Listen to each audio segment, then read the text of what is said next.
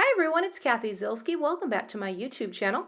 Today I have a fun card with some stenciling and some rainbows and some word dies and so many good things. But the reality of this card is it's actually pretty simple to create and any stencil word die combination will work. So let's take a look at the products I'm using today.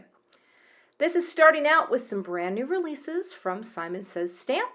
Featuring first the Babe Word and Shadow die from me, CZ Design. Haven't even broken. Let's just do it. Just break them apart. There you go. There's the Word and Shadow die. Super cute. That was actually a request. Someone said, "Hey, can you make one that says Babe?" And I said, "Okay, Babe." All right. The next thing is lined circles. The lined circles. This is just a cool, simple circle pattern template, if you will, and I'm going to use it because I can. Next up from a past release are the Simon Says Stamp tiny words. So many words and so tiny. Plus the sentiment labels, which I just got my hot little hands on these and I love them. I love them, I'm not going to lie. Really, really cool die set. So those are the Simon things, and I will be using one of the life-changing brushes. It's changing my life every day, and some inks.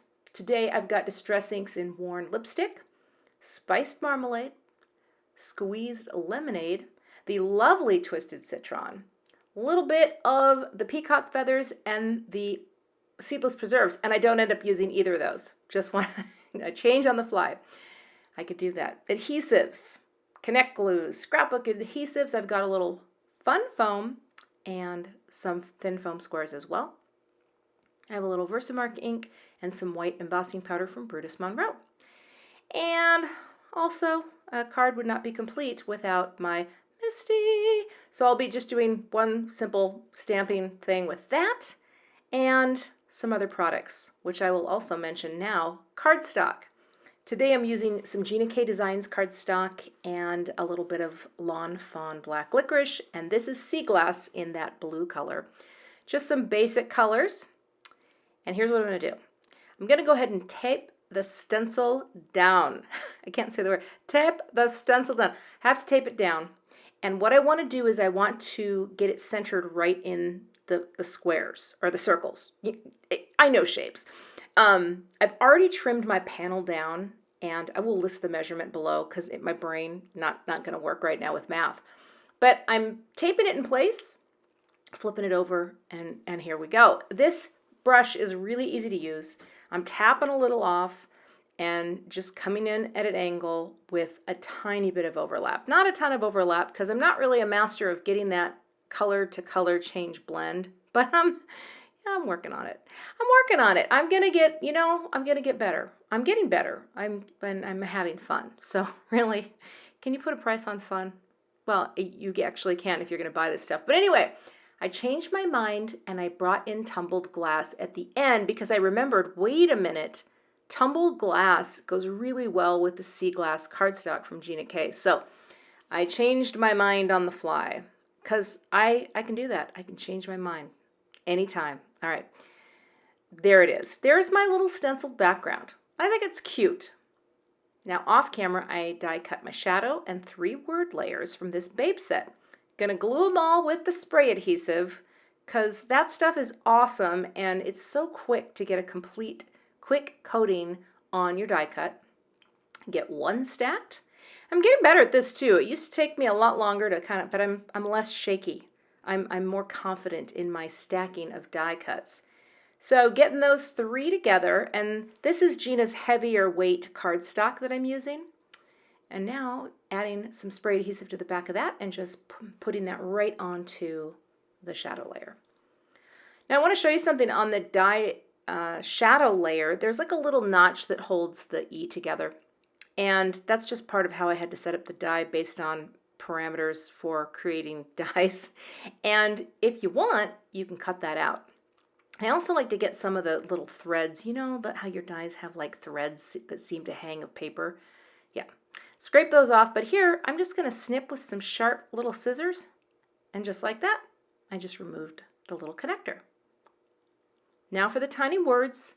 So many things in this sentiment set. Seriously, it's really all-purpose, and I'm just going to take the I believe in you, because I think that's a nice sentiment to give to your babe, whoever your babe is. I think I'm going to give this to my husband, because he's a third-year teacher, new teacher, and he's working day and night, people. Well, maybe not. No, he works at night too.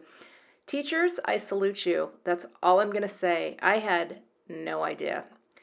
Now, in the meantime, I'm going to go ahead and stamp that sentiment down and heat set it.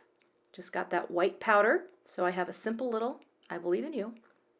And now I'm going to take these cool sentiment label dies, tape them down, tape that down right there, and just run that through my die cut machine off camera. I love this set because it gives you all these sizes and allows you to cut them to any length really, and they come with the notches, the little flag ends, whatever you want to call them.